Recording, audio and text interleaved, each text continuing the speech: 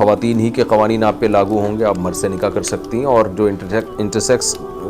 خاتون ہوتی ہیں ان کا یہی حل ہے کہ ایک عیب دور کرنے کے لیے، کیونکہ ان میں عورت کی علامات زیادہ ہیں، تو ان کو چاہیے کہ وہ آپریٹ کرا کے مکمل عورت بن جائیں۔ اللہ کی تخلیق کو تبدیل کرنا جائز نہیں ہے، یعنی مرد عورت نہیں بن سکتا، نہ عورت مرد بن سکتی ہے، لیکن جو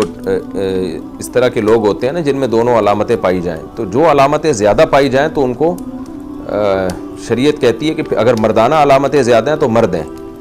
تو پھر ان کو مکمل مرد بن جانا چاہیے۔ اگر عورت والی علامتیں زیادہ ہیں تو عورت ہیں وہ، پھر ان کو مکمل عورت بن جانا چاہیے۔ پھر یہ تغییر خلق اللہ نہیں ہے، بلکہ ازالہ عیب ہے، کہ ایک عورت تھی لیکن اس میں کچھ مردانہ علامتوں کا آ جانا ایک عیب ہے، تو اس عیب کو آپریٹ کر کے یا ٹریٹمنٹ کے ذریعے ختم کرنا یہ ایک اچھا عمل ہے۔ محمد لیاری کراچی سے، الکوہل والی دوا لینا جائز ہے دوا کی نیت سے،